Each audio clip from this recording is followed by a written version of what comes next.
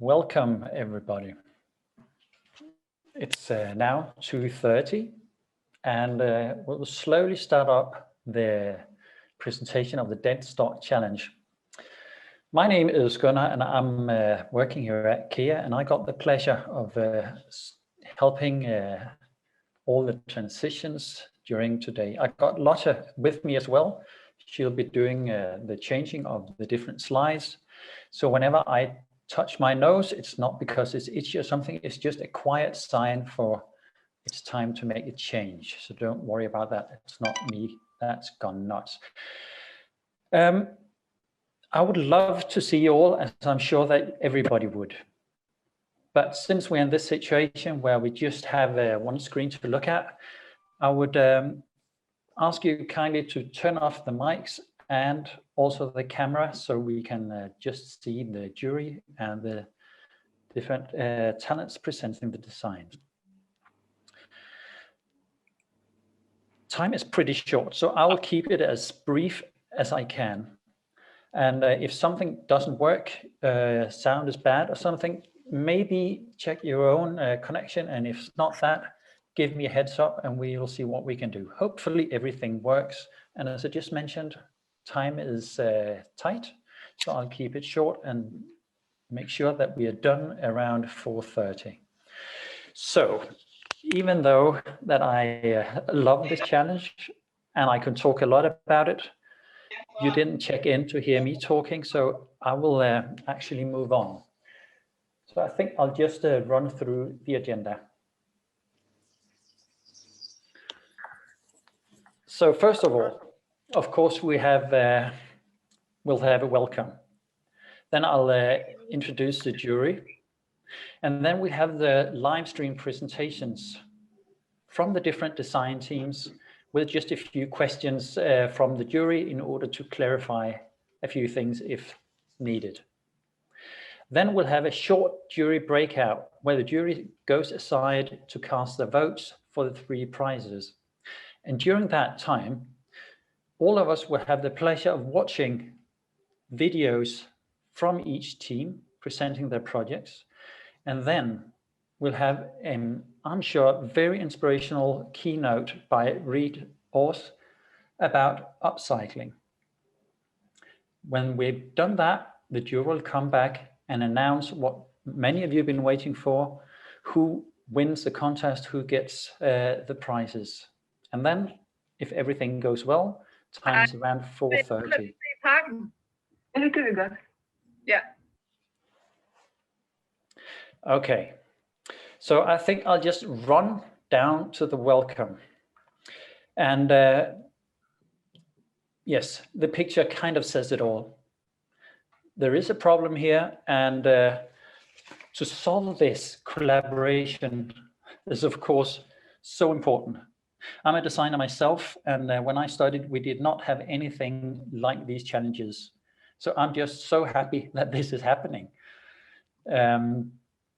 Yeah, so I'll just say thank you from me, and I'm sure also for everybody involved that you've been doing this, that you joined this project, because stuff like what we're doing now is what will get us out of this mess that we're in. So I cannot stress how happy I am to see that this is taking place. It did not happen when I started, I can assure you. And I'm not that old, so things are changing. I think I'll move on and introduce the jury. And if I just mentioned your name and I'm talking to the jury, and you could maybe turn on the camera, maybe we will be able to see you. And you're also very welcome just to say hello and a few things that you like to contribute with now. So first, I would like to introduce Bettina Simonsen. You're the CEO of the LDC cluster, and you're here to represent the entire project. Hi, thank you. Looking forward to it. Yes, nice. And the second jury member is Astrid Andersen. And you've been invited in because you have a very sharp view and a lot of knowledge about design, and you are not part of the project as such, so you have the more objective view in here. So a very warm welcome to you. We are so happy to have you here. Thank you very much. Thank you. I'm really excited to see what people have to say today about the projects as well. So thank you for inviting me. Yeah, it's a pleasure here. And now I'll move down to the 4 companies attending, Masai Group, Salling Group, Revolution, and Juna. You have been part of this. You invested time in this. So I'm so happy to welcome you, Lene Lauterbach. You're the Chief of Design at Masai. Hi, everybody. Thank you so much for having me. I think it's really an exciting subject and something that we need to throw light on. Yeah, so very important. Thank you. You're welcome. And then we have you, Louise Strandhave Hell. You're from Salling Group. Yes, welcome. Thank you. We're also very excited to be part of the project, and we're really looking forward to see what the students have come up with. And in the company that I'm in, you know, we sell the finished garments and products. So of course, we're also interested to see if there is any of our stock that can be utilized in another way. So thank you.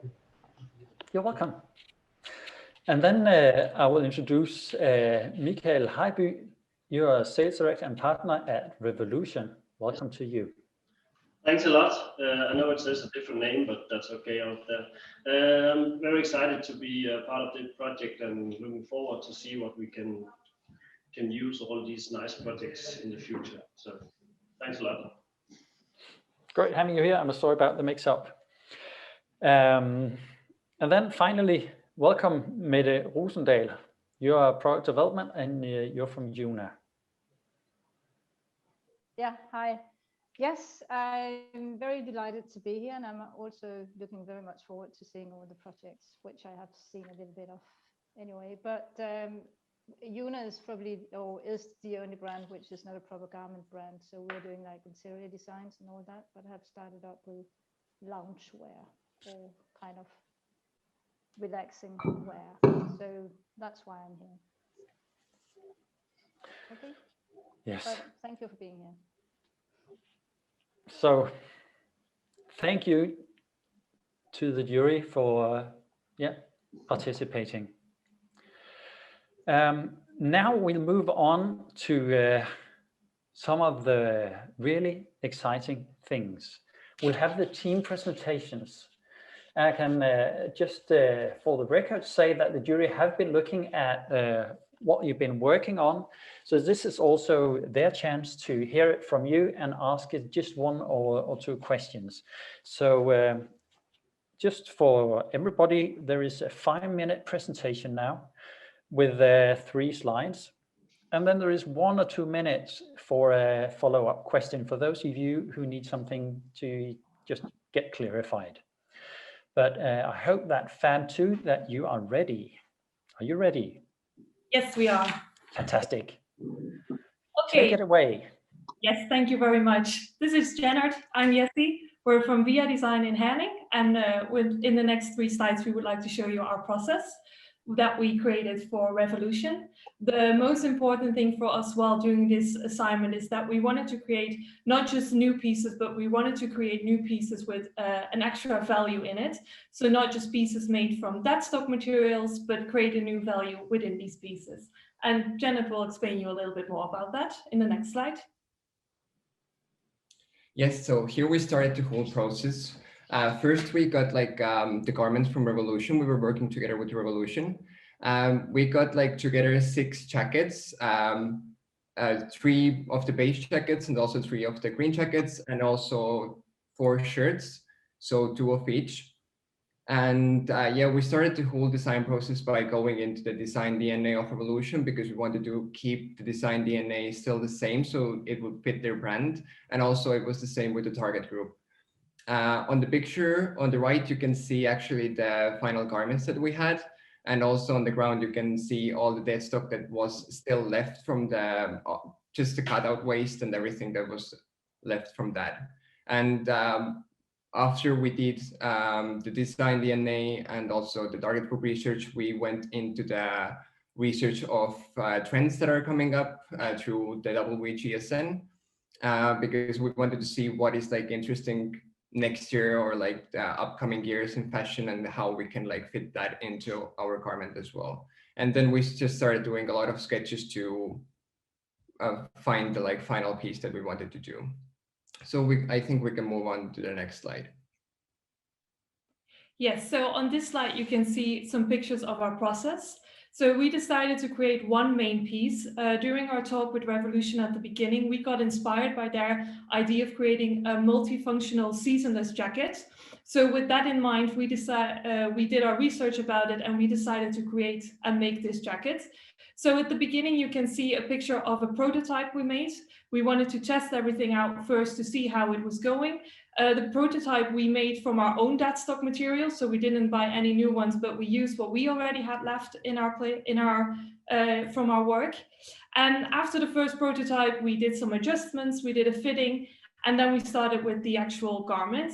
So on the 3 pictures on the background, you can see some process from cutting out, making sure everything fits, to the sewing part.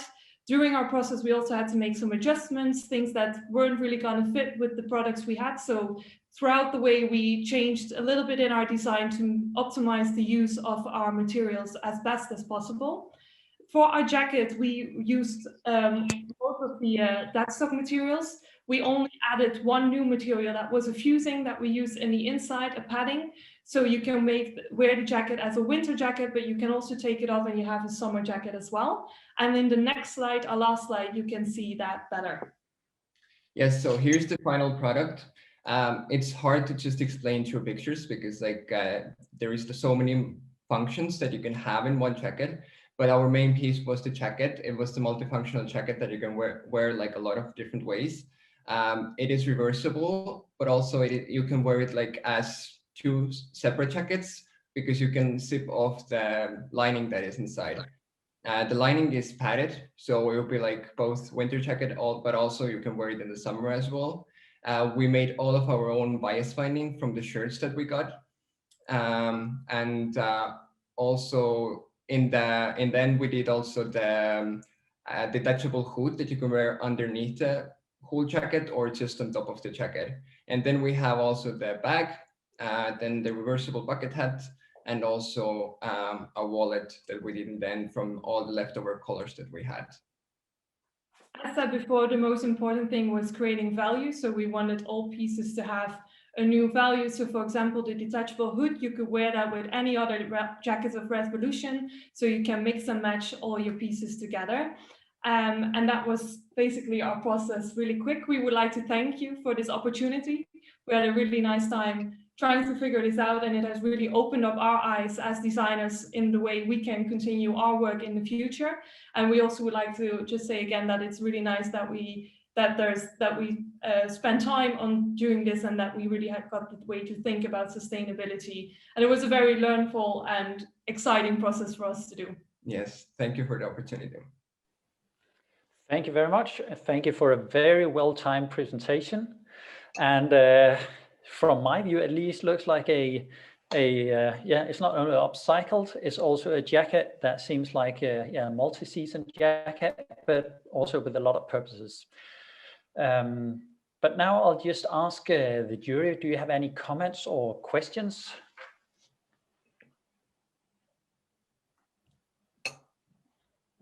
Please just join in when you have a chance. This is Lena from Masai. I thought you did a really, really good job creating this thing that can transform into so many things. Was brilliant. I was curious how much I could see from your project that you used padding, but how many other trims did you have to use? I understood that you reused the zippers and so forth, but did you have a lot of other trims? We only added one extra zipper to be able that the jacket is reversible, and we added 3 or 4 buckles and some push buttons. But we try to reuse as much as possible. So the zippers from the previous jackets we used 2 for the jacket and 1 for the back. So it's only a handful of extra products that we got. Yes. Okay. And you said you had 3 of the green jacket and 3 of the beige and 2 shirts for each. Did you use like all of it, or was it you used 2 of the beige and 3 of the green or so forth? How did that work? No, we used all of the actual Okay. garment, but the only leftover was the part that you saw on the floor. So okay, okay, thanks. That's all my questions. Thank you. Thank you. Okay, there might be just half a minute or something for a brief comment, or we'll move on. I have just a question, Yes. very short one. I also think it's fantastic. You did a really good job. You're very, very good, very talented. But I'm just wondering about the price range, because it looks like a lot of details, a lot of extra work in the piece. Have you considered the selling price for this piece? Yes, we do. So we based the prices. We looked at the original price of the jackets from Revolutions, and then we looked at our products. So the main piece, the jacket, will be between 2,600 and 2,980 kronas, based on the fact that it's 3 to 4 jackets in one. Then for the hood, it is 485 kronas, the back 560 krona, the hat 225 krona, and the wallet 110 krona. And we also think that there are certain things that you can change. For example, we created all of our own bias binding, but you could definitely take that out, overlock everything in a way to make it a little bit more cheaper. Thank you. Okay, thank you very much for clarifying that. I'm sure there might be more questions, I... but oh, sorry. No. I would love to be able to move on, because otherwise we'll lose the time for the last presentations. I would be sorry to see that happen. I'm sorry about that. Anyway, welcome to Milan and Asier. You are the Deadstock boys. What do you have for us? Hi, so we are Deadstock boys. This is Asier and I'm Milan. We are from the Royal Academy of Art. And we would like to move to the first slide. What we have, please? If you can. Yeah, lovely. So as you can see here, these are our names, and we focus more like about the garments what our company give us. You can see that was again the same company like the before, and we get 3 jackets of the beige and 3 jacket of green, and also 2 Hawaiians shirts. And you can see all the details of the trims what we put into our garments. Which was 1 extra zip after the fusing, and the D-rings, because our company is a menswear company, and we would like to make a point that in the menswear we have to focus more into the details also. And because our company is also like, as I mentioned, menswear, we would like to put in like sustainable waste in the like in these kind of details. And can we move to the another slide, please? Yeah, so for the inspiration of our like proposal, we thought about focusing on the vibe that we got from the company, and we wanted to go or we wanted to study a little bit deeper in this kind of retro vintage vibe that we got from the company, and we based our design proposals on that and on the catalog that they had already in the website. So we started sketching and like different ideas of what we wanted to do, and we had clear that we wanted to create a whole outfit for the company, so that it would be like a 3-piece outfit that could be also wear with all the pieces of what they have. So like the sketches that you can see like underneath, like under, is what we ended up deciding on what we wanted to make, and then we made some technical flats on on how it would look more like detailed, in a more detailed way. But we also had clear that we wanted to work with a patchwork technique for the 3 pieces. So we started cutting both the jackets and the shirts, and it was like a quite intuitive work in terms of how we would patch all the pieces so that they could fit in the patterns that we had for it being for it like fitting all the like into all these 3 garments that we were proposing. And also in the last picture you can see how much waste we put, and we decided to dye our garments into coffee because we wanted to manage that vintage look, as you assume. And we choose to work with patchwork because it's the way how we can use the most of the fabric what you have been giving to us. And I think we achieve it quite well. Except for example, from the first design, you can see that the coat had the hoodie, but we unfortunately ran out of the fabrics. But that's how is it. Can we move to another slide, please? Well, and here you can see the final outcome. It was 4 garments. It was a big coat, which we took like the overall layer, and we wanted to use the most of the fabric in it. So there is the at least the cuts. The other was the dungarees, which have a reversible shirt cutting here, as you can see in the last picture. And after the shirt with the technique, what we mentioned, and a little bag as accessories to use it for the other stuff. And for both of us, we would like to thank you for this huge opportunity. It was very fun to work with this kind of stuff because none of us work with these technical materials, because we are more tailored guys. But I think we stay true to the company, and we hope you're gonna like it. So thanks. Thank you very much for that presentation. Imagine what you can get out of 6 jackets and 2 shirts. You get like a complete outfit, and I really like that you be considering the company vibe as well. But I'll like to pass the mic over to the jury. Do you have any questions? I have one question, please. It's Mette here speaking. Yes. I think it all looks very nice, and it really fits into the company, I think, into the brand. But I'm just considering whether you have considered all that stitching work in the patchwork, the cost of that, and have you elaborated on the prices for the garments? So we consider that like in the end, when we are looking back to this, we figure out that the patchwork shirt would be quite difficult to make.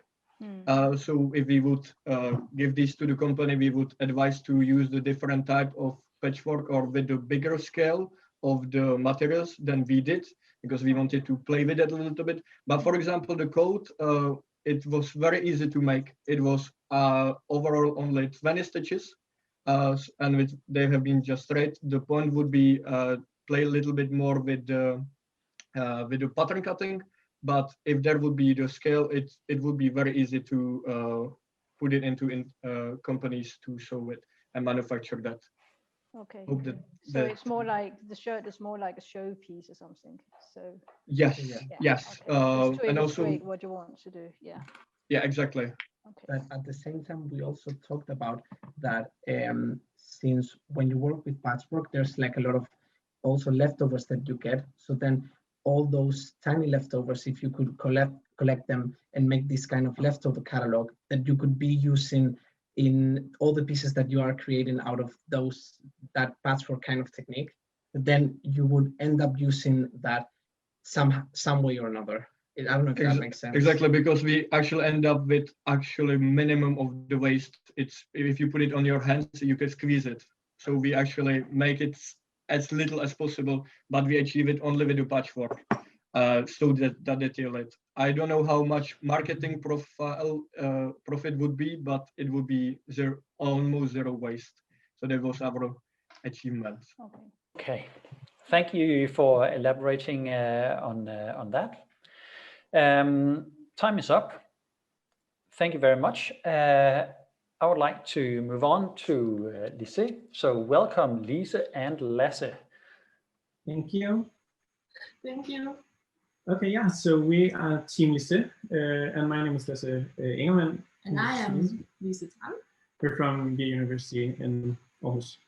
So we were given the brand Juna, and if you can turn to the next slide, please.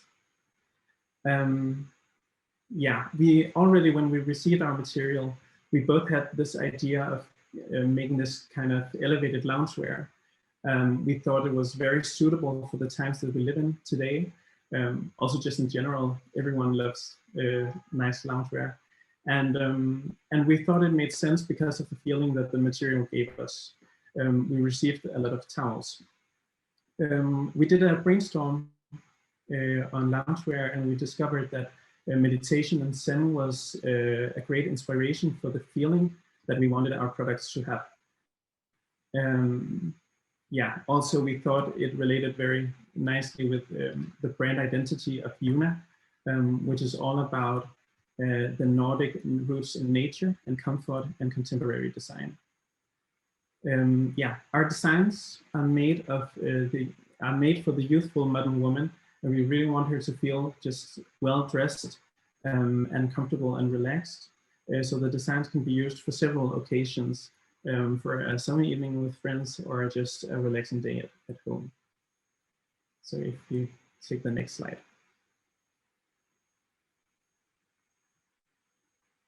Yeah, so here you can see our designs. We made a dress, a top, and some pants, and then this kind of blazer inspired top as well. Yes, and early in the design process, we really want to go and visit a yoga studio to get inspired by the poses for silhouettes and the feeling of meditation and Zen. But due to COVID-19, that was not possible. So we did some research instead. We found shapes from yoga poses online, inspiration, made some mood boards, did some draping, and make some sketches before we choose our final products. Our designs are ready to wear and are meant for fit more women. Functionality is very important for us, and our products have to work her lifestyle. That focus on cuts, a fit that suits the modern woman, and the movement in the fabric. Yeah. So next slide, please.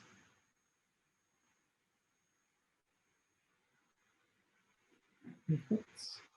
Okay, so like Juna, we imagine that our sizes for our products are extra small, small, medium, and medium large.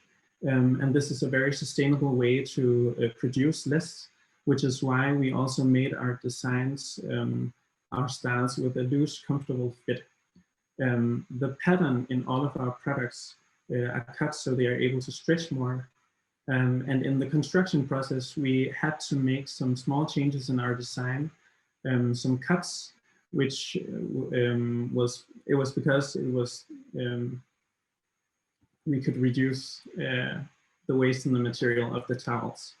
The ruffles in the top and in the dress was a very great way to use as much of the material as possible, which is why we also, one of the reasons why we added that. And the straps in the dress and the blazer, the small knot on the blazer, was meant to take advantage of the fluffed edge instead of just throwing it away.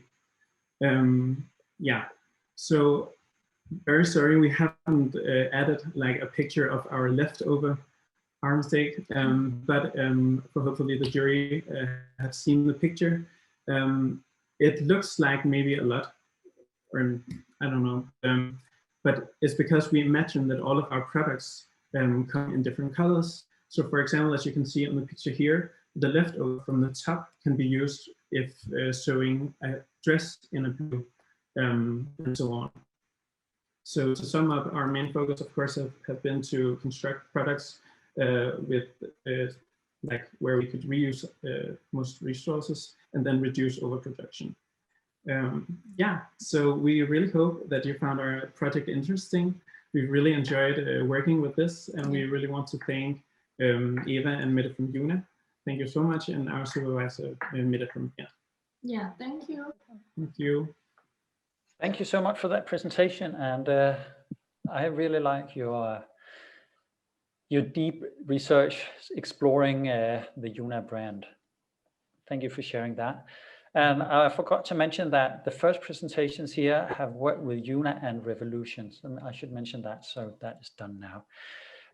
But what do you think, to you, the jury? Do you have any questions for Lise? I do have one question. Yes, please. Here talking, asking again. You have made 3 of your styles baggy, like the jacket and the top and the dress, but how about the pants? Because they seem to be very tight. Is there any particular reason for that, or was that because of like the allowance of the fabric, or what, of the width of the top? Pants? Yeah. The pants are a bit tighter. This is partly because of the model we use, because she fitted another size, if you can see that. But also because, as I said, the construction of the pants and all of our products in general are cut so they can stretch more. One of the how do you say that? One of the sides are more able to stretch, and that suits for the pants as well. Okay, but you put a zipper into. We put a zipper in the pants, yeah. Okay. Yeah. Thank you. That was all. Thanks. Okay. Thank you very much. Thank you to you, Lise and Lasse. It's time to move on to you're welcome, to the final, to the TAC studio. So I would just to say a warm welcome to Quiva and Philippe. When you're ready, the scene is yours. So hi, I'm Philippe and I'm Brazilian. Hey, I'm Quiva. We make up the TAC team and we're from the Royal Danish Academy. So yeah, our brand was Juna as well, and we got the reflection towels. That was the dead stock fabric that we received. So we started off the project by going into Ilium and meeting with the sales representative there, and we actually chatted to him a lot to see if sort of what happened on the shop floor was aligning what Juna was telling us about the brand, and we saw that it was very cohesive. So Juna told us that they wanted to maybe reach a higher end with their products, so that we really took that into consideration when we started developing our concept. So we started out. Yes, and so for our concept, like we actually got to know each other in August, and just after that stuff was announced, like we went in lockdown. So so to kind of actually get to know each other and also like get deeper in our inspiration, we decided to actually go on a trip. So to really make a journey. So we actually went to like a small trip to an island, and to this island in southwest Shetland, and then we actually just to get closer to nature and also get closer to Danish culture.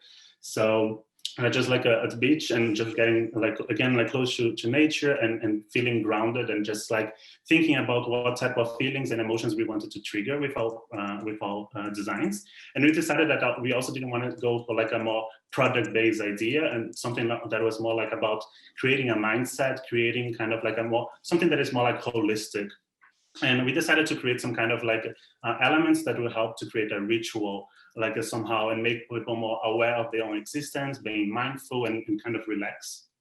Yeah, so we really like asked ourselves, how do we feel? How would we respond to the brand and their identity, and what also do we need now as like consumers in this world that we're living in? That's a very strange time. So we spoke a lot about this concept of like daily ritual, and also how we could bring this holistic approach into our process as well as into the final product. So we started looking into like artisanal basketry and weaving in a lot of different knotwork techniques. So we sort of started, researching that. Yes, just like the next slide, please. And then we actually had a meeting with Juna, right? Yeah, so there was like a little bit of a turning point then, because we'd given them a lot of options in our design process. Yeah, so we were talking with them like about like different possibilities, and they actually like had a really nice interaction with us and really happy, but they were actually really concerned about the scalability and how affordable the products and options that we were offering would be. And then we were really taking all of these decisions in consideration, so deciding like which direction we wanted to go and move forward. So then we actually decided to go for like a ready-to-wear, so creating like a small ready-to-wear collection. And you can also move again to the next slide. And thinking about these products, we actually decided to create like a set with like a top and shorts, and then a jacket. And for the projects, we actually decided to invest on the zero waste technique. It's a pattern make like a new technique. And for the people that don't know, like the technique is actually really complex to kind of try to solve a puzzle. And we actually got these towers, right? So they were like a 50 for 100 centimeters. And we had to kind of like consider how to make that technique that tends to lead to really complex design to actually resemble Juna's aesthetic and be super like simple and kind of again be like Juna. And we actually got to make it happen. So we actually did like a zero waste, and we actually used the tags of the towers, the labels, everything was kind of put together on the garment. So we were actually took like 100% of use of the material. And then we had the print. Yeah, so it was really important to us after talking with the brand to keep our cohesive approach and keep all of our artistic developments that we've made and not compromise on this, but also take into consideration what the brand had told us about scalability and production. So we actually developed this print we did it by hand because of course we were in lockdown, but if it was going into production, we do it as a screen print. So every towel would take up one screen, so it's super quick to do, but we liked the discrepancies that doing it by hand created, and we'd reproduce this in a screen print. It also somehow tied in with the weaving techniques we were doing, and it really came full circle then after that, and we felt like it was the perfect solution to the sort of challenges we were facing within the design and making it more scalable for production. Yes, and we actually, guys, we're so happy about the collaboration and the feedback that Juna gave it to us. So we actually decided to set up a website, and in this website we will give like the link to you all to see on the audience, and then you'll be able to actually like see and have like a more premium experience by watching it. Like thank you so much for the opportunity. We are like such a deep experience for us and also of learning. Thank you so much. Yeah, thank you. Thank you so much, Tag Studio. What a good idea to get out and get to learn our Danes. From what I hear, we are kind of weird. When you come from abroad, we do weird stuff. So thank you for that, and also the connecting your understanding the Denmark and Danish people to the brand of Juna sounds like a terrific way to go about it. But now to the jury. What would you like to ask Quiva and Philippe about? I can start. This is Lina from Masai again. Hi, guys. I really think that you were, I really want to applaud that you were thinking out of the box and that you were thinking to do other things than just clothes. I love your little braided things, and also the whole printing on the fabric was brilliant. There's one thing I would like, I didn't get your video that you did. It looked like you were having a lot of fun, which was great, but I didn't get the video in relation to your project. So maybe you can tell me a little bit about that. Yeah. So we wanted to exactly think out of the box and kind of create a video that resemble all the emotions, the feelings that we wanted to actually like pass through it. And again, like I said, we will also have like access to the longer version on the website as well. But so it was just more about like showing like this, us getting to know each other and feeling connected with nature, and using different methods to actually get inspired instead of just being in a room like writing and doing kind of like a trend forecast or anything like that. So it's just more about like what emotions we actually want to show for people, and the video kind of carries that, and at the end it fades to this pieces. So it's kind of like the journey. It's kind of the end of the cycle, right? Of like actually like feeling meaningful, kind of like relaxing actually, and getting to know each other better. Yeah, and it was also really important to us to like tap into that sort of Juna universe. We know their sort of tagline is like the Juna feeling. So I think the video was more about that. It was more like the conceptual approach to it, and like how we were doing that through our own aesthetics and through our own like really living the feeling. So I think that's more what the video is about. Yeah. Okay, thank you. Thank you so much. I just Do want we have time for one more question? Sorry, this is Astrid. Okay, just a brief question. Yes, please. I'll keep it brief, yeah, or maybe it's not possible. I'm not sure, but I'm still not 100% clear when you talk about this zero waste pattern coding. Yeah. Maybe I'm more visual. I haven't actually understood what is this, how is the process when you talk about it, the zero waste in these garments in some kind of advanced pattern coding technique. I haven't really seen anything visual, so I'm not 100% sure how you do that. Yeah, no, so it's pretty much like that. So we actually did like zero waste, like pattern techniques. So it's kind of, we took in consideration like the fabric that we got, it was like 100 centimeters per 50. And then we created like the patterns like on that, like with that frame. And we actually, again, like because of the time, we were not able to digitalize everything and send it to you like the actual patterns. But in the website, you can actually have like an example of one of the patterns of the jacket, for instance. But that's it. So it's just like a full puzzle, no waste pattern drawn on it. Yeah. Thank you very much for clearing that up. And I just realized that sometimes I forget to mute, so I'll just say that out loud so I remember it. And also to those of you out there, just to check if you're muted, because sometimes it gets a bit of sound out. I would like to move on now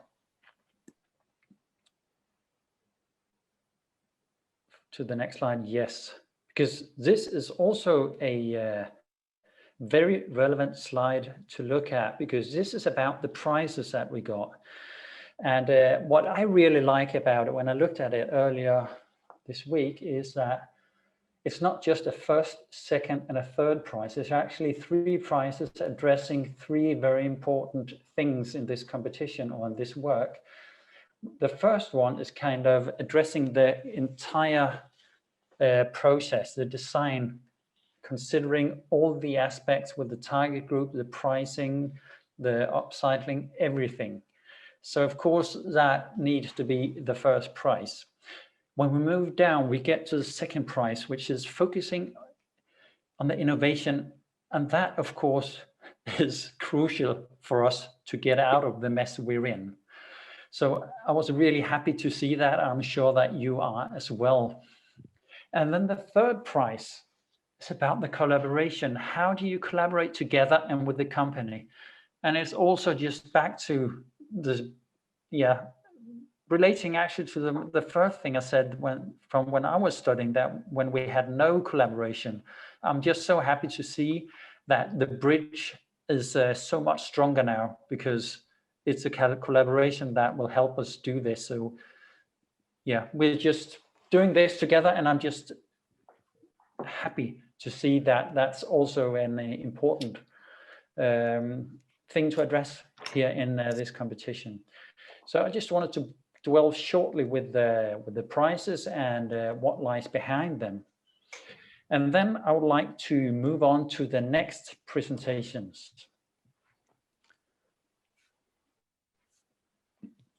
So I would love to say welcome to you, Stock on You. Yeah, welcome, Lærke and Eva. Oh, sorry. Yes, welcome. Lærke and Eva from Designskolen Kolding, and we would like to take you through our project working with Masai deadstock, focusing on concept, sustainability, and scalability. So if you would move to the next slide, please. Yes, we started out looking into Masai CSR strategies and sustainable initiatives to get a clear overview on what they're already doing. And from our meeting with Masai, we were especially inspired about their focus on inclusivity and being for all women, which was something we wanted to pursue in our project. We spent a lot of time looking through the Masai webshop to get an insight in the Masai DNA and their styling and their overall aesthetics, and also look into the shape guide of Masai. Masai have unique signature shapes where they divide their styles on the website by shape, giving the customers a clear overview of finding a style that suits them. Besides seeing Masai from their own point of view and from our point of view, we also wanted to get some user understanding. So through one of many Facebook groups for buying and selling used Masai clothes, we made a survey which got over 260 answers. And here we made it optional to give personal comments, and learned the importance of feeling comfortable yet well dressed. We also saw the popularity of the A shape and the oversized shape, as well as XL being the most bought size. And the next slide. Receiving both sewn garments and untouched fabrics in our deadstock package, we decided to separate them from a monomaterialistic approach to ease recycle possibilities in the future. So for the 2 stretch denim trousers, we had a very hands-on approach and started draping similar trousers on the body, where we tried to preserve the original shapes and lines and to minimize cuts. We decided to make a vest out of the 2 pairs of trousers, aiming for a product category with a higher price segment. Then we constructed a pattern and also played with details and pockets.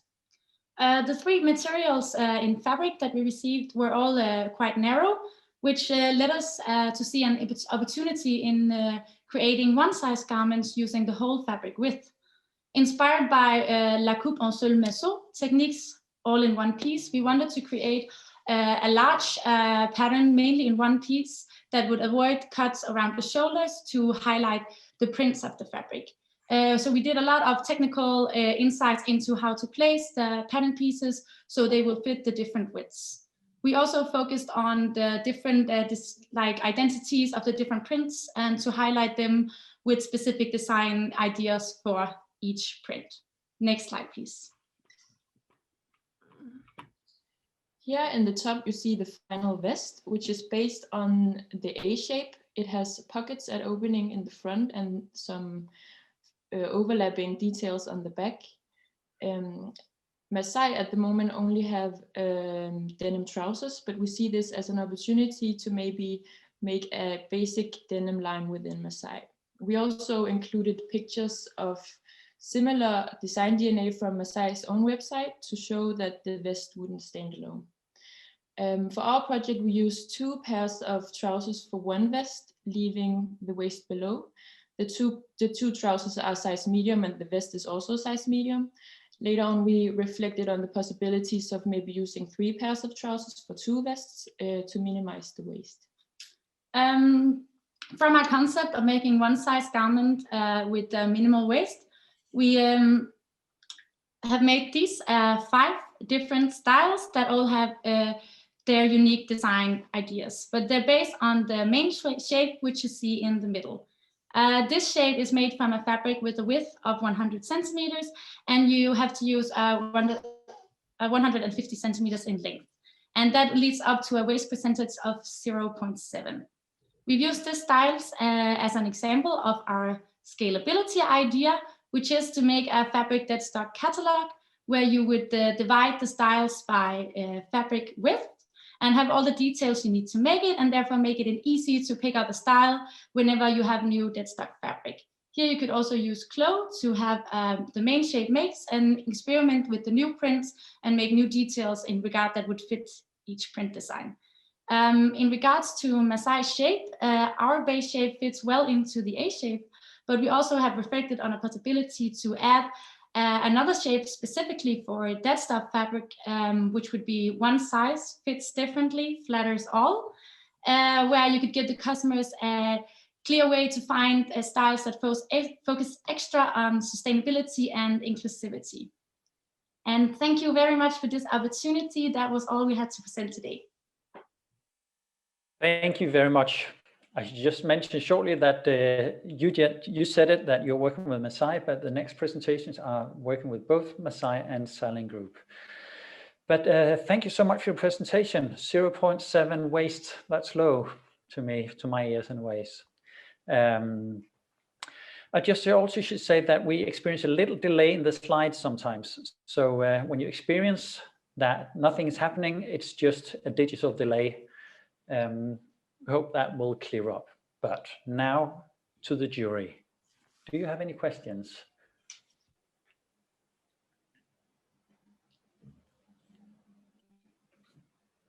I would like to say something. Hi guys.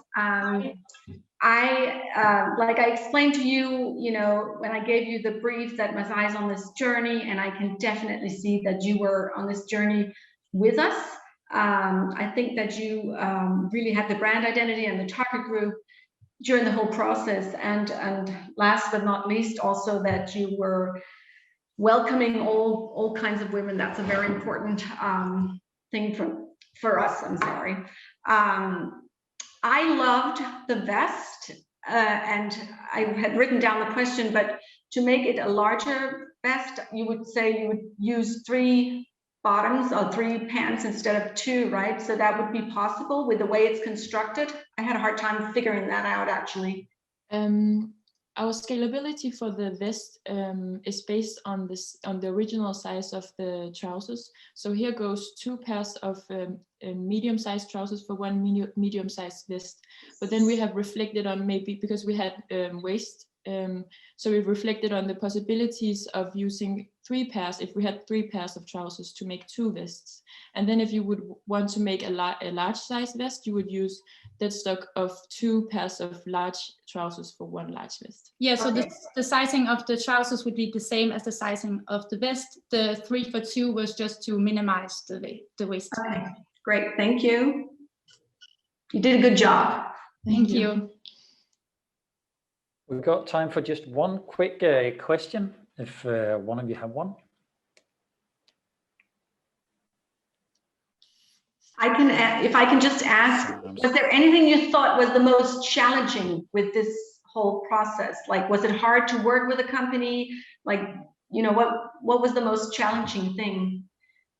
I guess the challenge of both receiving the sewn garments and the whole fabric, because that had us like going in 2 directions, and I feel we were sometimes a bit worried if it would all fit together.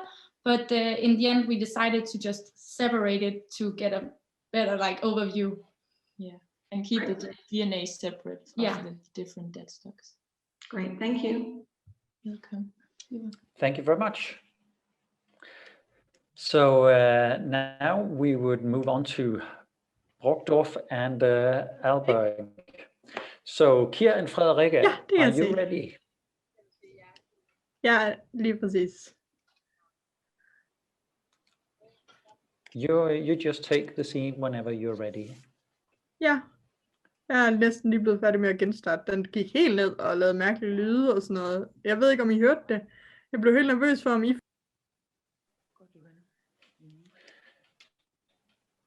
Brockdorf and Alberg, are you out there, or are we experiencing little internet issues here? Oh, there you are. Welcome. You just need to unmute and you're on.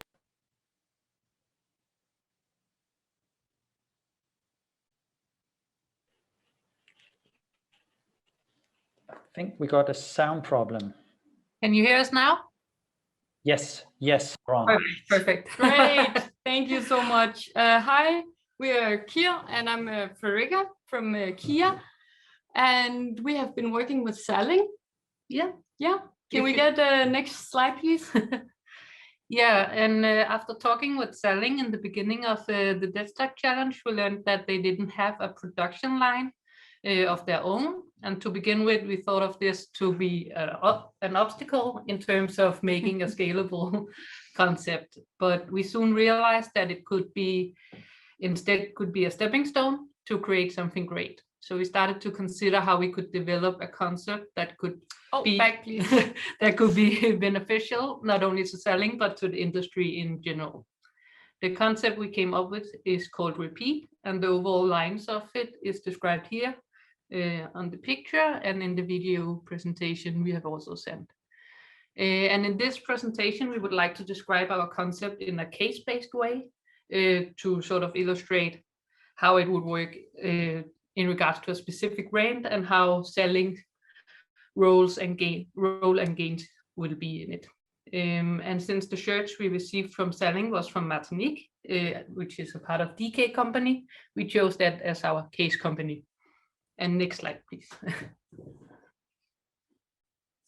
Thank you. So we did this brainstorm to encapsulate the concept and the brand idea. And I'll start over in the green boxes. I don't know if you can see what's in them, but we asked ourselves what is going to be done with all the dead stock, how we're going to upcycle it, and we came up with the idea of a 2-in-1 pattern, and then also made up a fictional brand that we called Recare. So that will be the new sub-brand under DK Company. The solution we made is designed to work repeatedly, so the new Recare collections can arrive continuously. So what we're going to do is, or what we wanted to do was that all the dead stock should be collected. Salling would collect the dead stock from all the brands under DK Company and send it back to them, and DK Company then will use this repeat method and gather all the new styles under one new brand, this Recare, and then finally it would be sold. And the sale could take place in Salling, in a shop-in-shop, in the well-known atmosphere that the customers know and love. Yeah, and like to sum up this, Salling could gain a sustainable branding value from branding this repeat method and also from selling the Recare clothing. Yeah, and if you take a look at the repeat template, here we have taken our insights, thoughts, and considerations from our brainstorm, and then it's relatively easy to apply this template to DK Company. Yeah, the template is sort of the backbone of our concept, and it's a way for companies to visualize and decide how the concept can be adjusted to fit their specific needs. First, there is output expectations. For most companies, the branding value of implementing the concept will be more important and more realistic than a financial profit.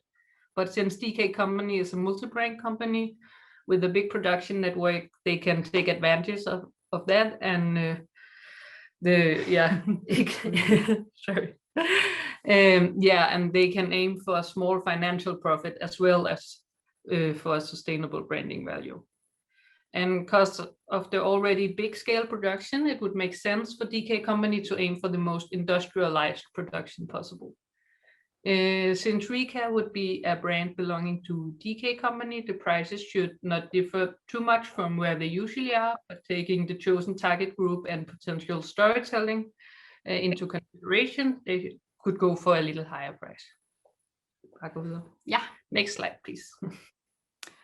So our process chose to make part of it virtual, mainly to minimize the waste during the design process, but also because we have a mutual interest and excitement for Clo 3D and other new tech within this profession in general.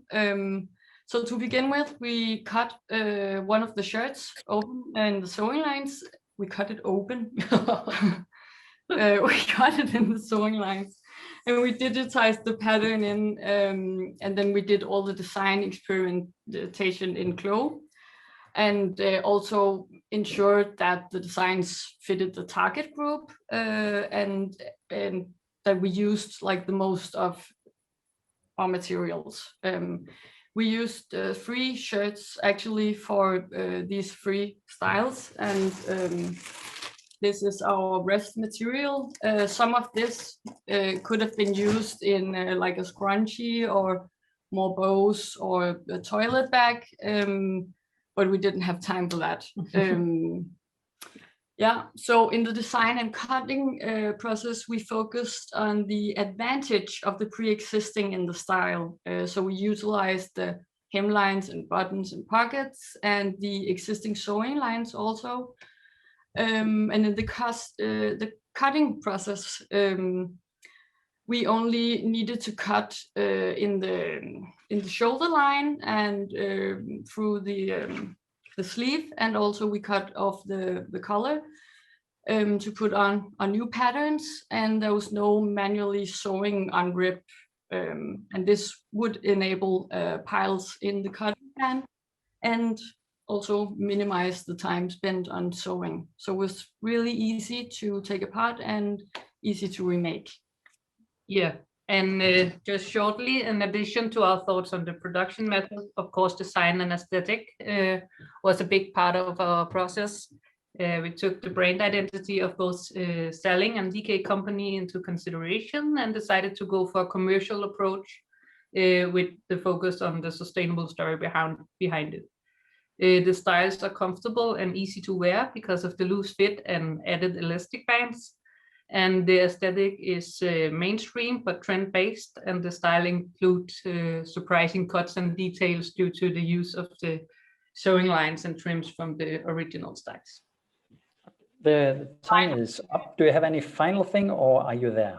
We are there. Yeah, thank you for having us. We're done. Of course. Thank you very much.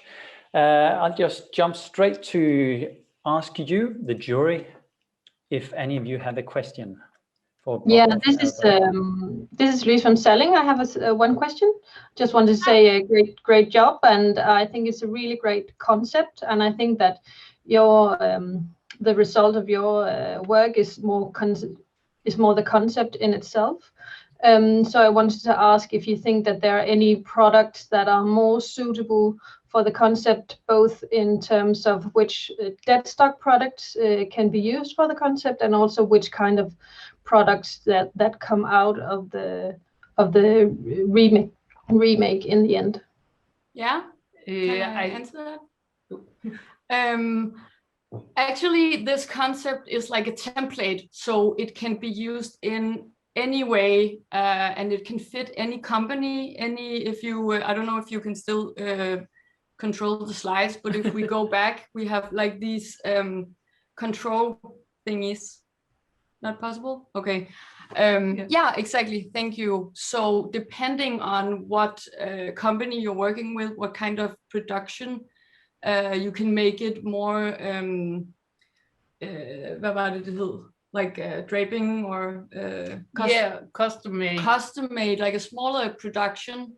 If you're a small company, you can do it like that, and you can make the styles more detailed. We focused on doing them mainstream, but still, I think you can use the concept for all kind of products. You just have to decide a way to do it. So do you want new clothing styles to come out of it? Do you want to make tote bags or toilet bags or accessories or something?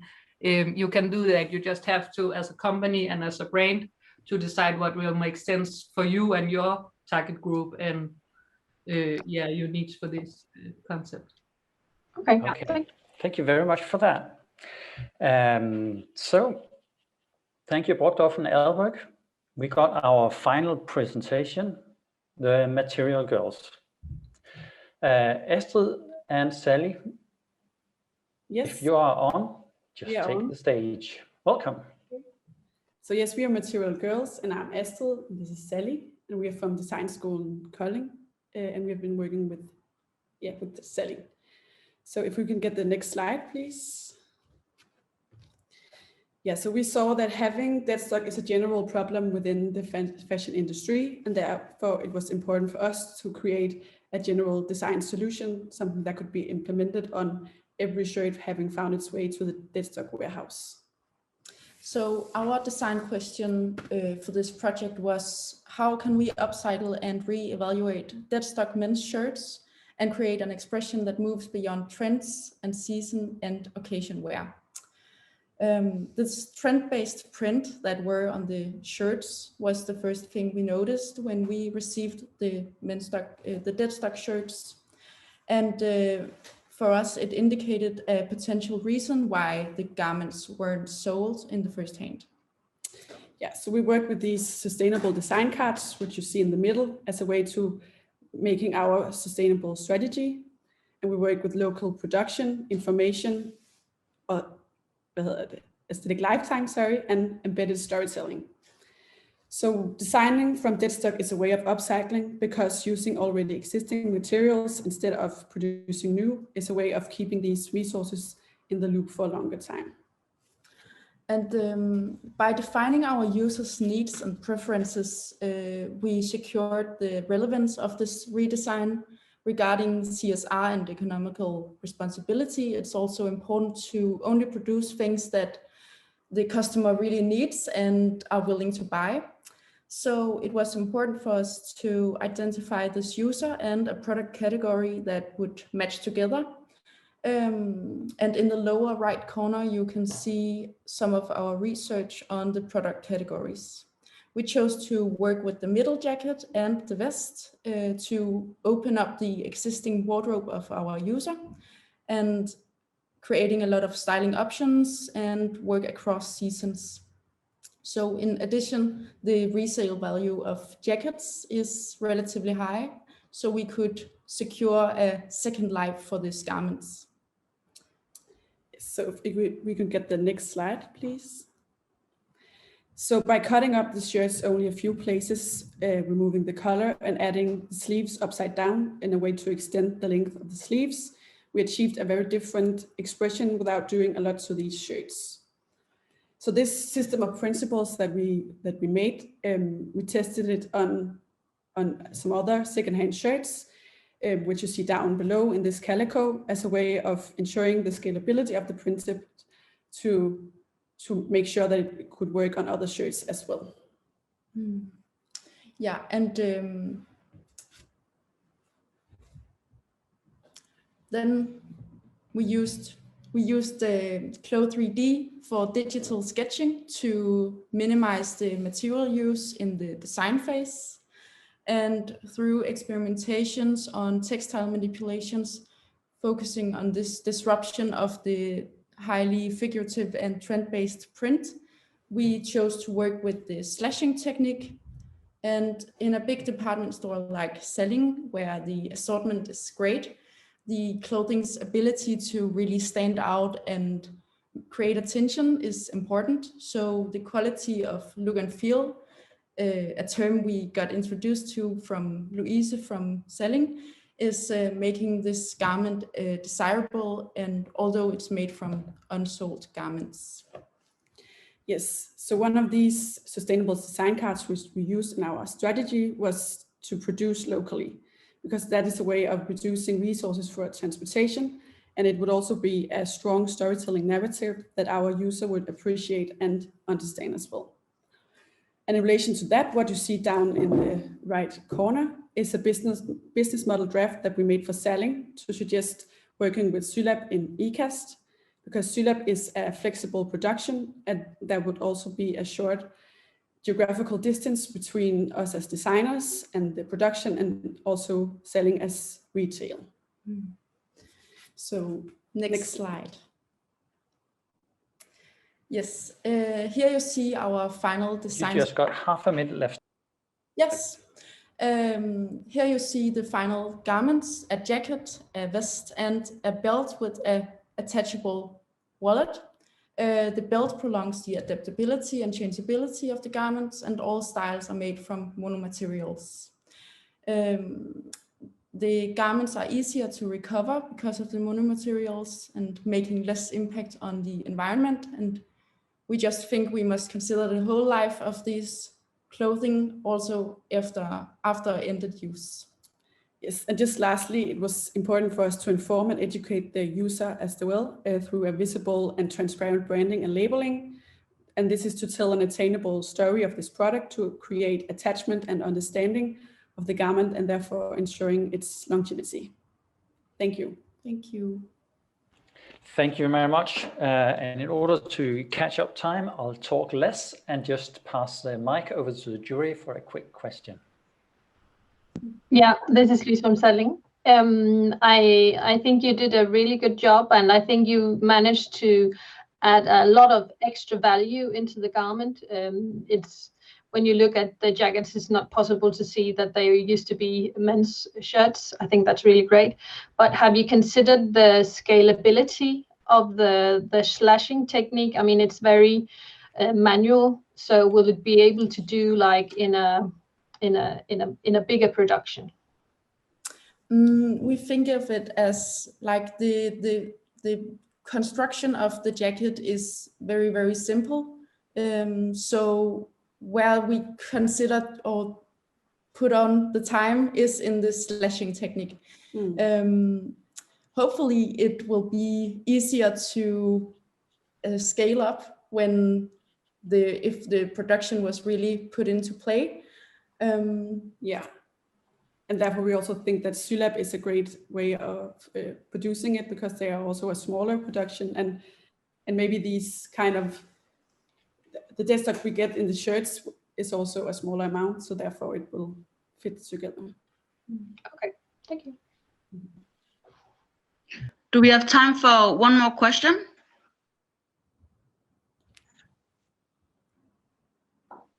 Do we have time for one more question? I'm sorry, I think we need to move on. That's sorry all right. about that. That's all right, thank you. Okay. So what will happen now is that you, the jury, will go aside, move into another breakout room and discuss the presentations. Whereas the rest of us will have the pleasure of watching the videos from each design team. We'll just play them in a row, and after that we'll have the keynote by readout.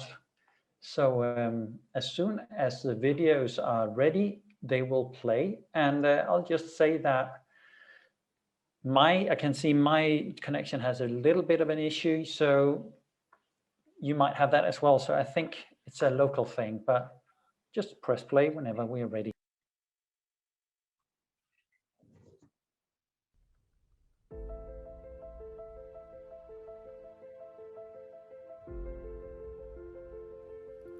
For us, the sustainable aspect of our designs is not only the fact that we use deadstock materials.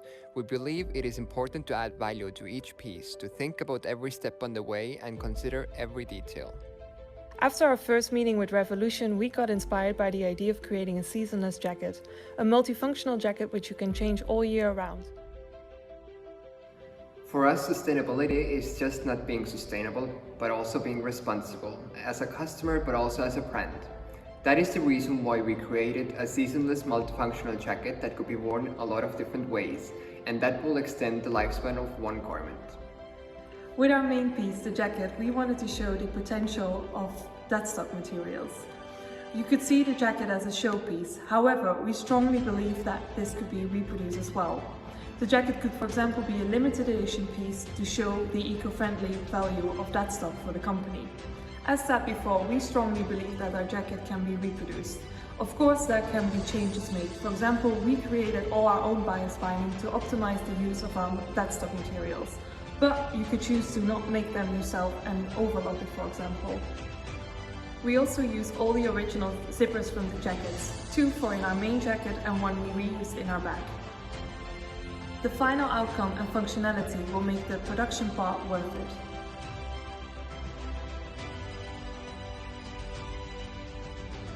The hardest and most time-consuming part is taking apart all the existing deadstock, but to show the whole process, we created an inside-out label with a QR code to this exact video. The label will be visible on the reversible side of the jacket, or when wearing the 2 jackets separately. It is really important for us to stay connected with our customers through storytelling. In the end, we created some accessories, like detachable backpack straps for the jacket, a hood with the reversible bucket hat, and a bag. Also, we strongly believe that our accessories are easier and less time-consuming to reproduce.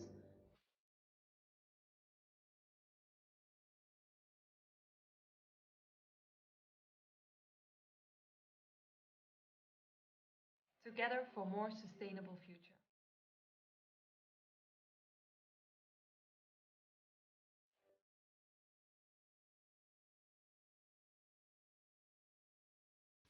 Hi, we are Milan and Acer, and we are the Deadstock boys from the Royal Danish Academy here in Copenhagen. And we have, for the Deadstock challenge, we've been working with a company called Revolution. And for this challenge, since the beginning, we decided that instead of focusing on a specific theme, we wanted to rather focus on the brand itself and in its identity and aesthetic, because we found they had like a very strong visual universe, and we draw inspiration from the styles and the print and that they already have in their catalog, and started sketching and building our pieces from that. Yeah. Great. And since this challenge is focused on sustainability, we choose to use technique of patchwork, because we thought that patchwork is such an amazing technique to use it for this challenge, since it's one of the techniques which keeps the least of the waste, which is very important. So we have been quite successful in this way, and to keep it even more sustainable for our dyeing technique, we use the waste from our coffee and dye the fabric in it with a little bit of salt to keep even waste like at the leastest. Yeah, and that was kind of and it kind of made a whole, like, this vintage look that we were like going for as well, that we thought connected very well with the company's aesthetic, and also helped us merge both the Hawaiian shirts and the brown and khaki colored jackets and put them into like a common universe that it's been very interesting to work with, actually. And because for both of us it's been like different materials and colors and prints that we would have used in our personal projects, so getting out of this comfort zone has been very nice as well. Yeah, but we wanted to keep our truth to company revolution and go into their aesthetic, and I think we achieve it very well, because when you can see it in the outfits in the video now, it's something what it could be sell in the future time from them, and I hope the company will like it. And I just want to thank you both for thank you from both of us for this amazing opportunity what have you give us, and we are looking forward for your feedback.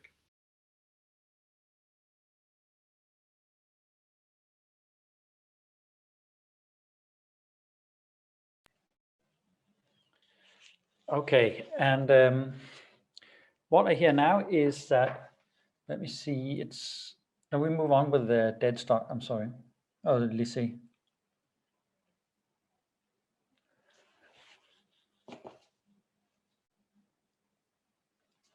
So now I would like to pass on the mic to Vibeke Risberg.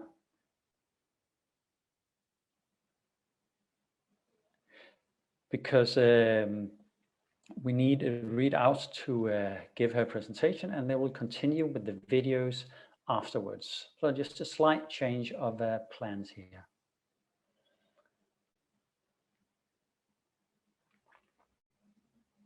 So in a minute we'll be ready, yes. So now we see our keynote speaker read out. And I believe that Vibeke from Kolding Design School will introduce her. Hello. Hello. Hello, can you hear me? Yes, you're on loud and clear. Okay. Thank you for letting me introduce to Red House. It's a great pleasure. And to have her as a keynote speaker today is absolutely fantastic for us. Red is an innovative designer, entrepreneur, and academic researcher. Since 2002, she has created collections based on upcycling practices, and in 2014, she completed the development of the UpMade certification system. This has been implemented by several brands and manufacturers to create industrially upcycled clothing and textile goods. In 2012, Red House completed her PhD, Dress to Trend, and through her activity as researcher and teacher at Estonia Academy of Arts, she brings deep knowledge from practice and academic skills to students in the classroom. And she also have them collaborate with companies, both locally and internationally, as well as going for study trips to the Far East. During the past 2 years, I have collaborated with Red in the Erasmus project Fashion Seeds, where we develop a digital platform to support tutors in teaching fashion design for sustainability. Red is also here shown her highly knowledge when it comes to environmental policy and the new EU regulations of extended producer responsibility in the textile sector. I hereby welcome Red Aust. Hello, thank you, Vibeke. Very nice to see you, and hello you all. It was very nice to see all the work what you have done. Lot of very interesting designs. So I have a little presentation for you, but of course I'm gonna show you the facts what you already know. I understood going through all your presentations. I hope I'm not too boring for you. I really hope. But I think some of the facts are still very good to remember. So as we all know, fashion and textile industry is really a big polluter.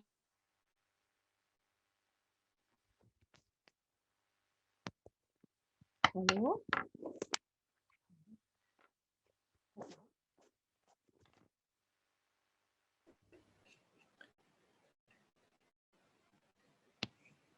Can you hear me? Yes, now you're back again. Yes. Yeah, I lost you completely. One moment. Okay.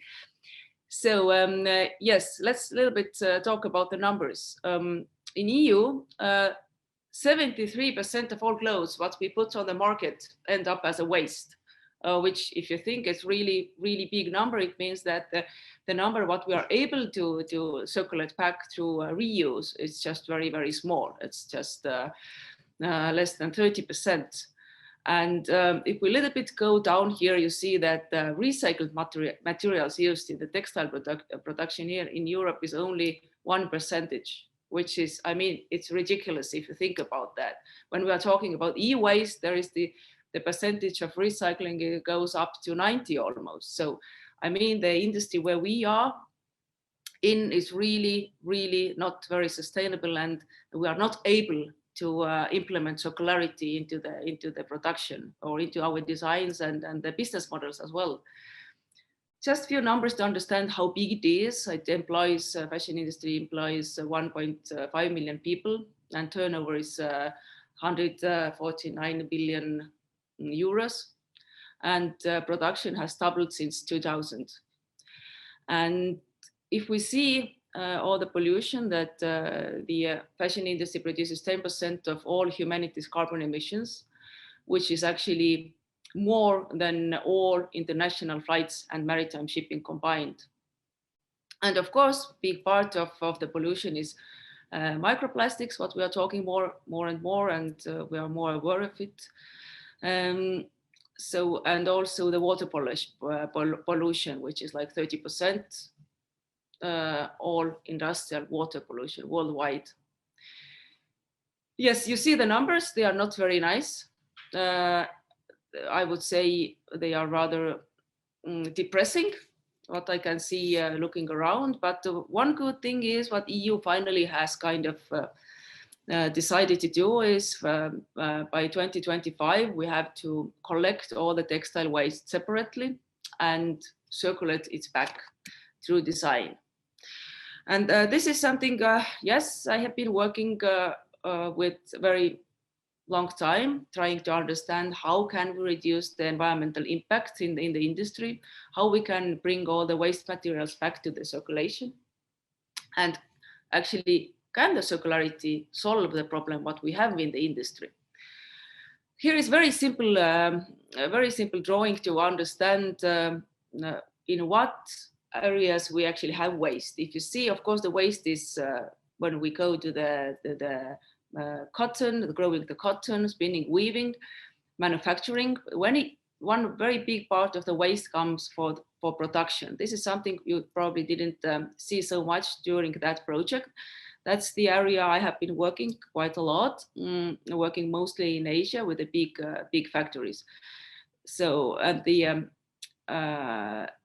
when we are talking about production waste, then that is certain type of waste, but we don't see here so much because we don't have big production anymore in Europe.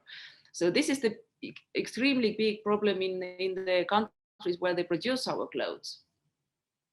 Then it's pre-consumer waste. You are really familiar with this. This is like clothes we produce, but we are not able to sell. And then, of course, is post-consumer waste, which is very complicated to actually turn back to the production or to circulate back, because every item is different. Every fabric is in the one item. You have different materials, etc. Like you have zippers, buttons. It's very, very difficult to go. Even if the collecting is very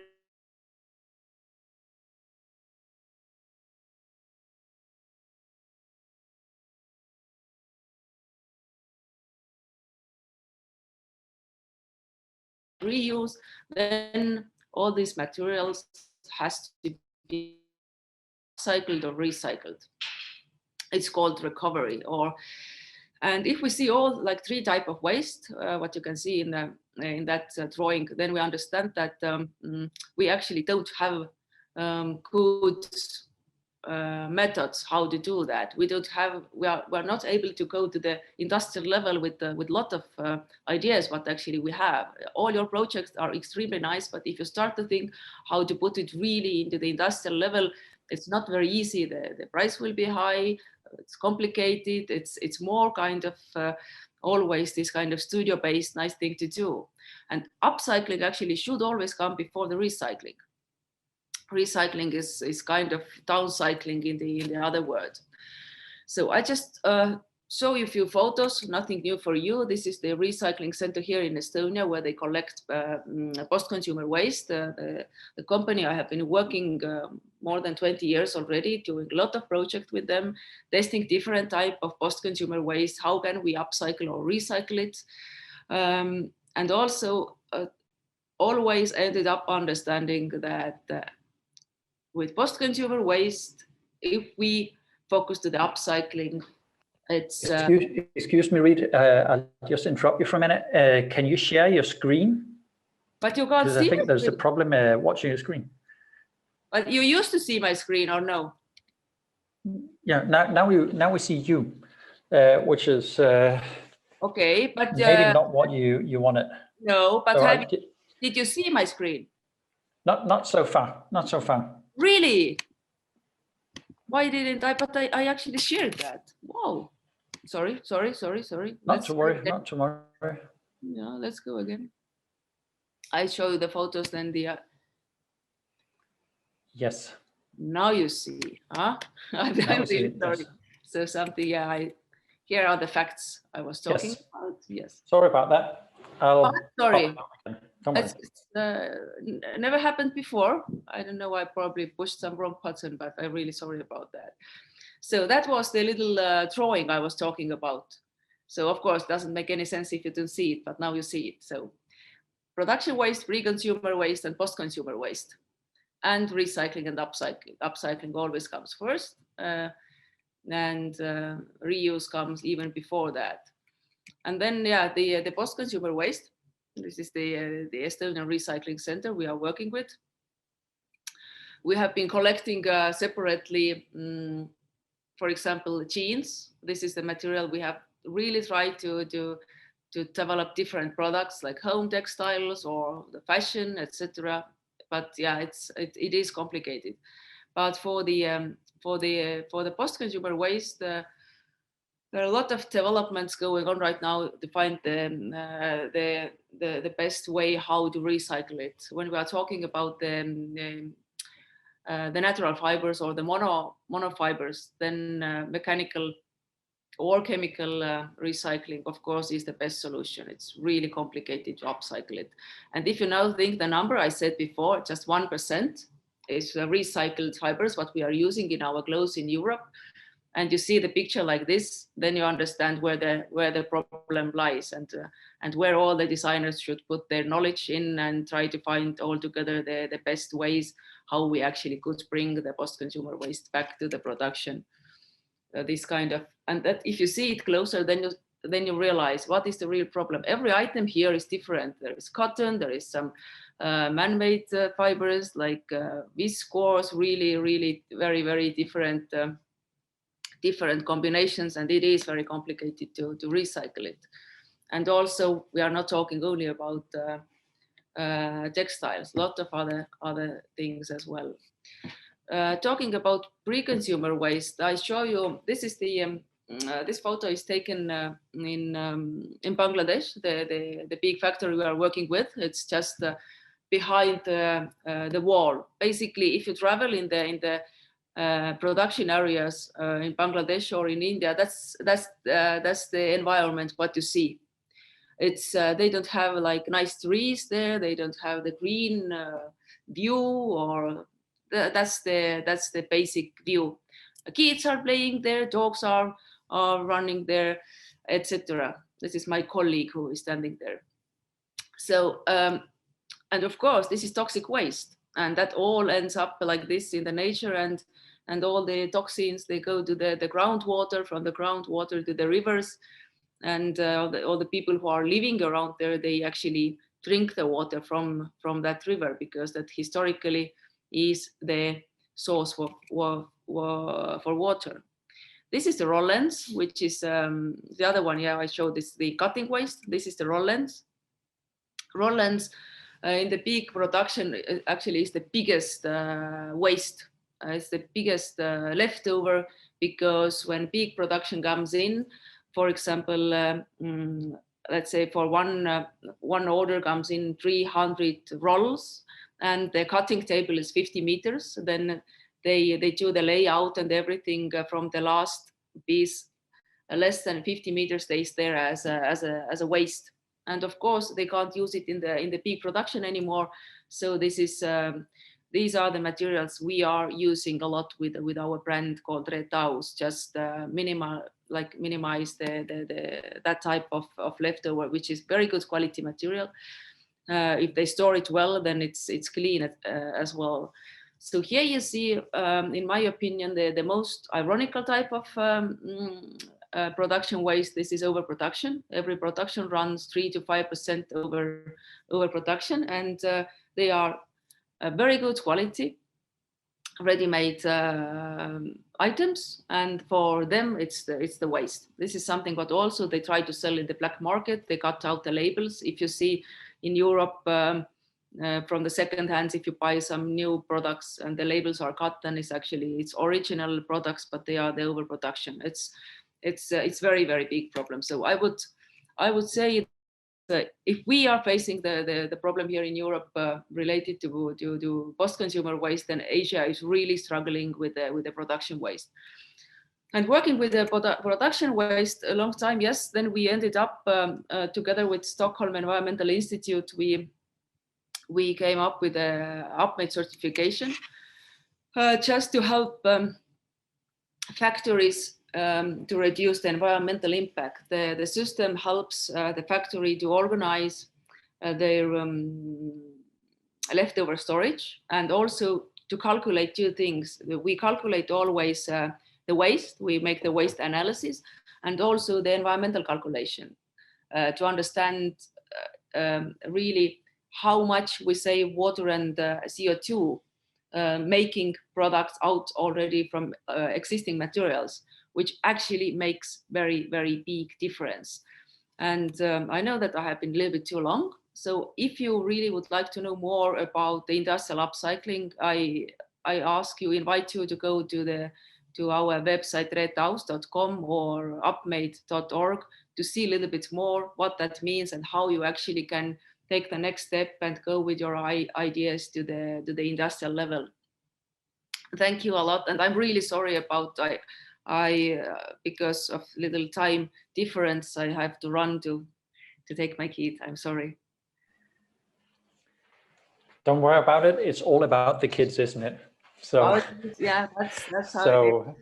So we're just glad that you can make it. So we just made this little shift in the presentation. So thank you very much for your time and your very inspiring presentation. I think you're touching upon something that is really, really important here. So thank you. Thank you a lot, and have a nice evening. I wish you a lot of courage to fight to be the how you say, to the better tomorrow. Let's say that way. Yeah. Thank you a lot. Bye. Thank you. Bye.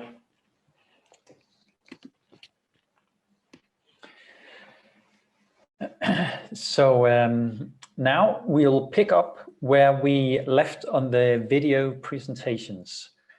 So in just a brief moment, we'll continue with Lycée and their video, and then we'll move on to TAC, Stock on You, Brockdorf and Alba, and in the end, Material Girls. But now I think Lycée is ready and the video should be running just soon.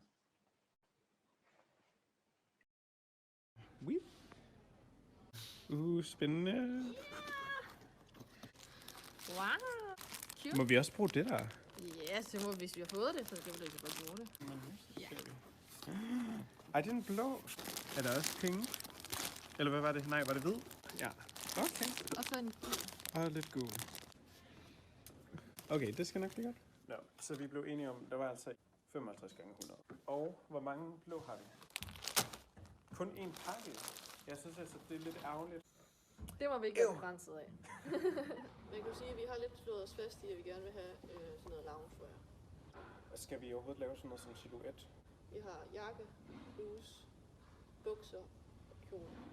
Og så laver man bare egentlig bare silhouette ud af det. Så fra vores moodboard, så har vi jo undersøgt nogle elementer, noget vi synes kunne være noget. Og så inkorporerer vi bare det. Yeah. We were quite quick on making the decision that we wanted to do this kind of elevated loungewear, mainly because of the materials given, but also because it's really trendy and we thought it was very suitable for the brand. Okay. Vil du starte?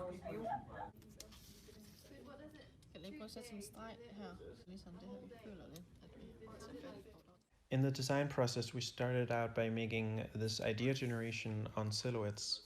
We also did some draping, and we discovered that by making ruffles, we could use almost all of the material in the towel, which is very sustainable, and it looked great. Jeg ved ikke, om det så ender med at blive lidt en blanding af de her tre. Prøv at tegne en V-hals. Den runde hals var flottere. De bliver sådan lidt mere afslappende. Ja, så også vi går efter et afslappet look. Before constructing our designs, we did some research on how Juna is doing their sizing on their clothing collections, because we of course wanted to imitate that into our designs, so it made sense for Juna to use. De har faktisk i pink. Ej, det er faktisk lidt sødt. We had several FaceTime sessions with Juna to keep them updated on our work and to have our questions answered. The most important thing for us was for our designs to suit the Juna brand and their target group, and they have really been a great support throughout the whole process. In the construction process, we discovered that we had to make some changes in our designs because we really wanted to use as much of the towel as possible. So we had to make some small changes, some cuts here and there, which turned out for the better because it really looked great and it was even more sustainable and scalable for Juna. In our photo shoot, we really wanted to capture the essence of Zen and meditation, so we really wanted this light and calm and happy feel.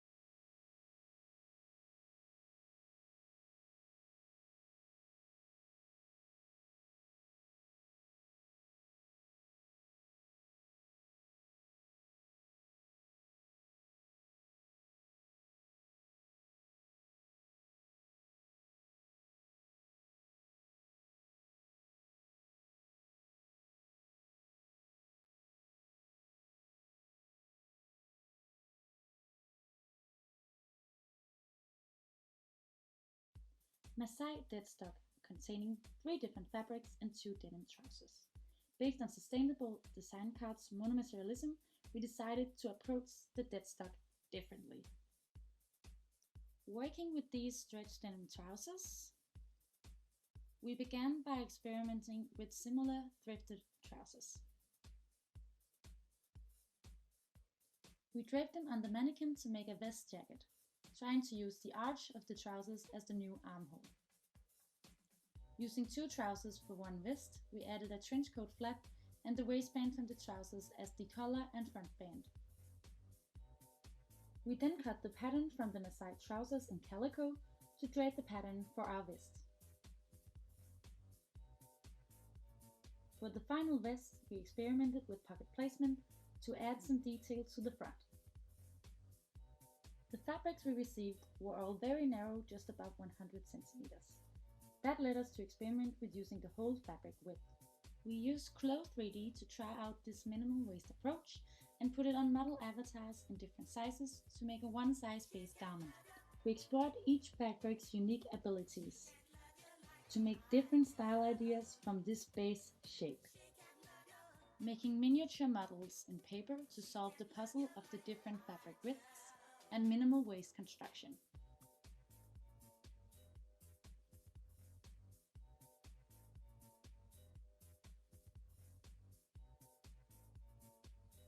By making a mock-up in thrifted fabric, we realized we needed to alter the gusset size and add more bias shape in replace.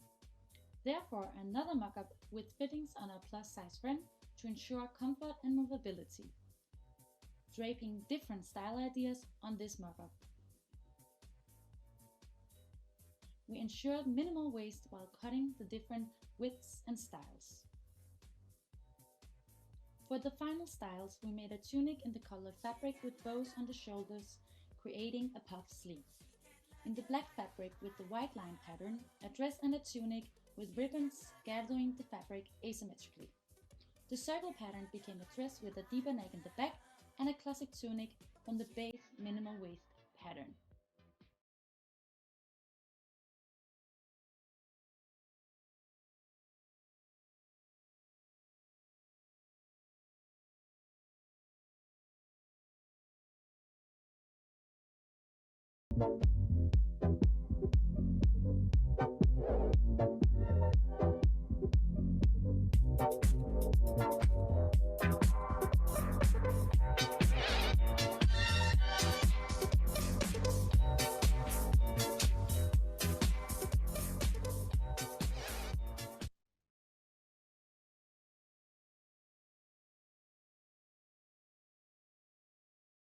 Hi, I'm Frederica. And I'm Kia. Repeat, a concept for bringing deadstock back to life. A product's life usually begins with a design phase. From there it will be made and sent to production. And then it will be sent to the chosen place of sale. If the product is sold, it's a success and our concept will not be relevant. The problem occurs if the clothes is not sold and instead ends up as deadstock. In that case, it will usually be disposed of in more or less sustainable ways. This is something we would like to avoid, and it's where our concept comes into play. First step of our repeat concept is to redesign. What separates this phase from the original design phase is that you are now limited to designing within the existing style. It's a pattern within a pattern. Then the style will be remade by cutting the new pattern pieces from the deadstock styles. The style will then again be sent to sale and hopefully be bought by the customers. So instead of dispose, repeat. Repeat is to be seen as a template. By adjusting on just a few parameters, the concept can be customized to any company's wants and needs. Your company might be in it for the branding value or perhaps a financial profit. Maybe you'll want the production to be industrial and big scale, or it might be more beneficial to go with a hands-on and couture-like production with unique pieces. Or maybe somewhere in between. Do you want the price point to be high or low? And is the redesigned deadstock style still meant for your existing target group? Or would it be more profitable to direct it towards a different audience? In the beginning of the Deadstock Challenge, we had a greatly beneficial exchange with Salling about their motivation for joining the project. And it became clear to us that we wanted to focus on Salling's pre-existing strength. The role Salling is playing in the concept is therefore as supplier of deadstock and as a sales channel for the repeat products. By encouraging the brands they work with to implement the concept and ensure and expand collaborations in regards to sales and marketing, Salling will have the opportunity to be front runners and spokesmen for the repeat concept, and thereby benefit from the sustainable branding value. The deadstock we received from Salling was 11 similar men's shirts in 2 different materials and prints. We decided to make a big part of our process digital to avoid wasting material in the idea and design process. So to begin with, we cut one of the shirts through the sewing line, digitized the pattern and worked with the styles virtually throughout the whole process from idea to final products. By plotting the patterns made from Clo 3D, we also made 3 physical samples of the styles, and here you see the outcome.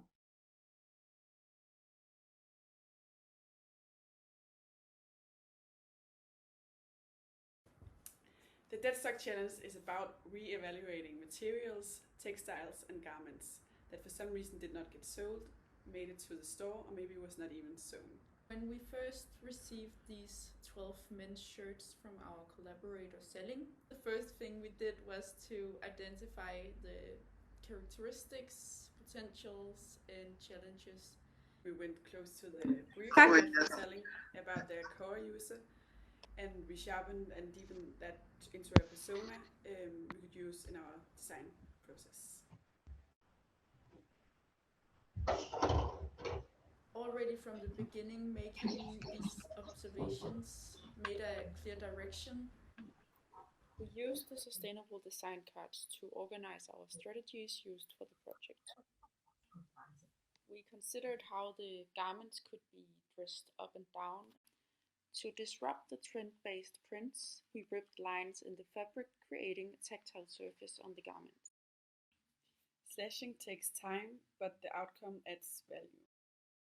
We did the construction experiments in Clo 3D, and in this program we can easily play around with the pattern pieces and work with this principle and system of principles that we had set up for ourselves. As we must consider the whole life of the garment, from extracting raw materials, producing the garments, using and wearing, and at last recovering it.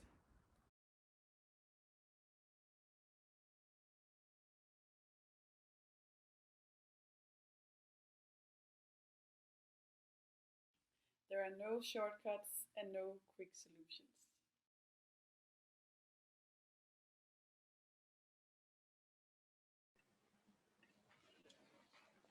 Okay. Thank you very much for those videos. I'm sure that you out there also enjoyed them. What I hear now is that the jury is almost ready. We will have the final slides and presentation in just a minute. So while we just wait for the final few things to fall into place, I would like just to ask if any of you from the design teams would like to make a comment about how it has been to be part of this project. Just to share your experience.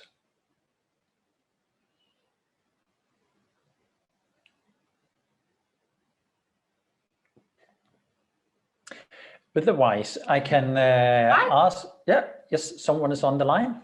Welcome. Sorry, we just needed to get up from the sofa.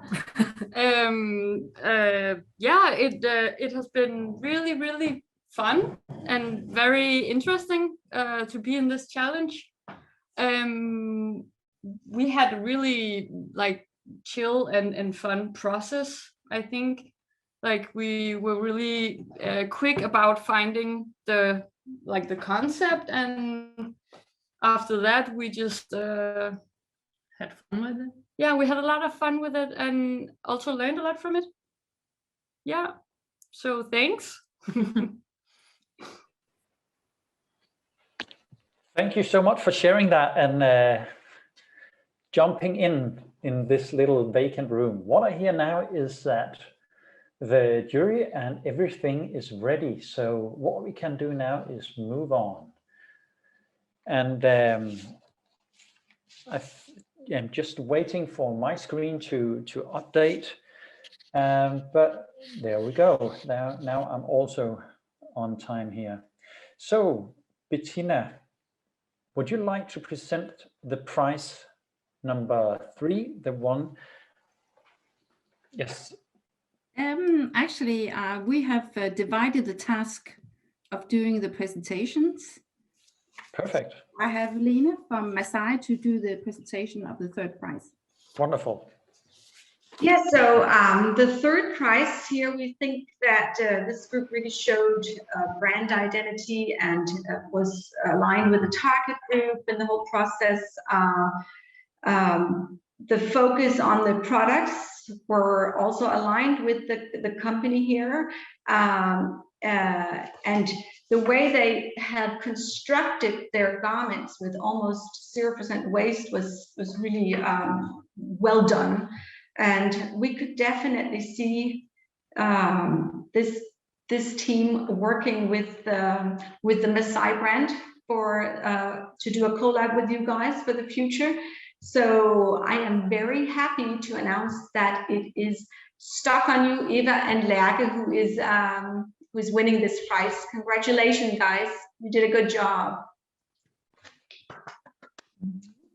Well, thank you so much. Thank you very much. Yes, thank you, Lena. And then we go to the innovation prize, and I am proud that I was okay. Everybody in the jury was okay that I presented this prize, and it goes to Deadstock Boys. And just a few words about it. We think it was very interesting to take an old technique as pathwork, to use it into this deadstock new products. It has a very good, the whole process you have described and the way you have used the fabric also looks very nice. It has a really good touch and feeling, good new collection samples for men. And also we love that there's very little left over when you have done with this process. So congratulations, great project. We loved it. Oh, thank you so much. Wow. Thanks. Thank you. Wow. Thanks. Thank you. And I'm very, very happy that Astrid Andersen have promised to announce the winner. Yes, I hope everyone can hear me now. So yes, I'm the lucky one who gets to tell the group that has won the project. I think with this group across the whole jury, everyone was really, really impressed. This is a project that really stood out for everyone in the jury. It was a piece of very well considered design work. The execution and the documentation had a very high level of quality and focus. It was a very impressive process to be sort of guided through, and the way that it added value to a final garment was really, really interesting, exciting, and just very, very high level of professionalism in execution. We think the element of adding the accessories as well kind of became almost like a capsule within the capsule, and kind of showed also the commercial link to both the company profile and just in general as a design skill. So congratulations to Fab 2. You really, really impressed everybody. This is very well deserved, so congratulations. Thank you so much. We had a lot of fun doing this. Exactly. So thank you We're so so much. happy that we got this opportunity, and we're just so happy. Thank you. Thank you so much. We can take off the mics and give them applause, all three of them.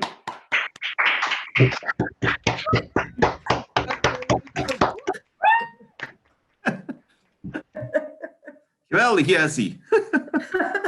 Super! Geweldig. Groetjes uit Berlijn. Succes, joh. Greetings from Berlin. Success. Very nice. Greetings from Holland. Yes, thank you very much. Yeah, congratulations, everybody. Congratulations to Stock on You and to Deadstock Boys and everything. I just want to mention that everybody, all of you will get a diploma within a few days sent to you. And of course, thank you to Masai and Salling Group, Revolution and Juna for joining, for helping us. Thank you for all the team for participating. Thank you so much for investing your precious time. What you've done is maybe seems like a small step, but sometimes small steps is what leads to big change. So I can say on behalf of the team behind the Deadstock Challenge that thank you very much. We are very happy.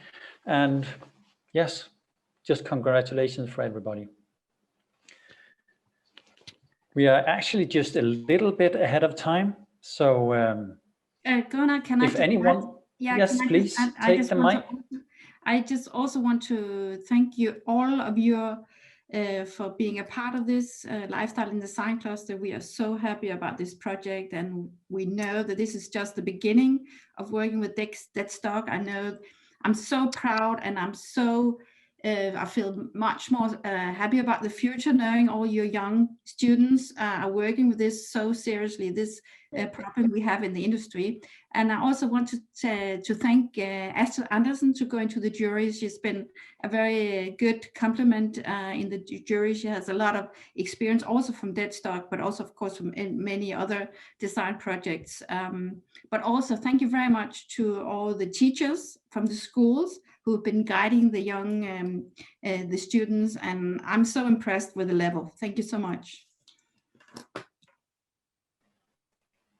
Is there anyone else from the jury who would like to say a few final words?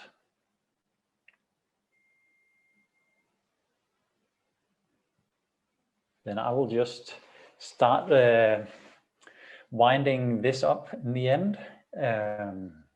Yeah, just it's been a real pleasure being part of this. I'm also very, very, what do you call it, confident that everything in this design business is going the right direction. It's a popular thing to say that designers created a lot of the problems that we're in now, but I'm just happy to see that the younger generation is making up for the older mistakes.